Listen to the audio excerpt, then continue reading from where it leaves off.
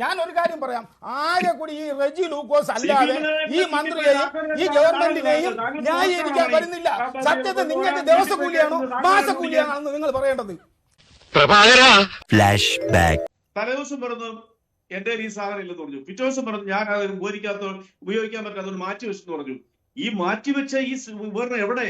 Still now അത് കണ്ടുപിടിച്ചിട്ടില്ല. ഈ സാധനം തന്നെ അവിടെ ഉള്ളത്. താങ്കൾ എന്താണ് മനസ്സിലാക്കാത്തത്? മന്ത്രി മോഷണം പോയി എന്ന് പറഞ്ഞ സാധനം തന്നെയാണ് അവിടെ ഉള്ളത്. അതാണ് അവിടെ കണ്ടെത്തിയിട്ടുള്ളത്. മിസ്റ്റർ യു ജസ്റ്റ് നിങ്ങളൊന്നും മിണ്ടാതിരിക്കൂ പ്ലീസ്. അത് വഴിയേ അറിഞ്ഞോളൂ. താങ്കൾക്ക് ലോകത്തിലെ മുഴുവൻ കാര്യങ്ങളും അറിയാം. പക്ഷെ മെഡിക്കൽ കോളേജിലെ ഒരു ചുക്കും ചുണ്ണാമ്പും അറിഞ്ഞുകൂടാതെ വല്ലവൻ പറയുന്നത് കേട്ടുകൊണ്ടാണ് താങ്കൾ ഇവിടെ ഒന്ന് പ്രസംഗിക്കുന്നത്. ഇത് തെറ്റാണ്. ദൈവമേ, മൂർഖനെയാണല്ലോ ചവിട്ടിയത്. ഇതൊരു ചർച്ചയല്ലേ, ഡെമോക്രസി അല്ലേ ഇതിനകത്ത്? താങ്കൾ എന്തിനാണ് വെക്കുന്നത്?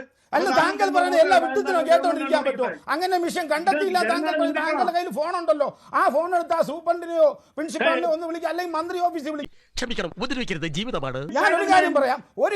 ഞാൻ ഈ ചർച്ചയ്ക്ക് വരുന്നതിന് മുമ്പ് വിവിധ ചാനലുകൾ എന്നെ ചർച്ചയ്ക്ക് വിളിച്ചു. അപ്പോൾ ഞാൻ ചോദിച്ചത് CPM-ന്റെ പ്രതിനിധി ഏതെങ്കിലും ചർച്ചയിൽ വരുന്നുണ്ടോ ചോദിച്ചു. അപ്പൊ അവർ പറഞ്ഞെന്തറിയാം, ഈ മന്ത്രിയെ വന്നിരുന്ന് പുകഴ്ത്താനും ന്യായീകരിക്കാനും ഞങ്ങൾ തയ്യാറല്ല എന്ന് CPM-ന്റെ പ്രധാന നേതാക്കളോട് മീഡിയ പ്രവർത്തകരോട് പറഞ്ഞു. ഞാൻ ഒരു കാര്യം പറയാം, ആകെ കൂടി ഈ റെജി ലൂക്കോസ് അല്ലാതെ ഈ മന്ത്രിയെയും ഈ ഗവൺമെന്റിനെയും ന്യായീകരിക്കാൻ വരുന്നില്ല.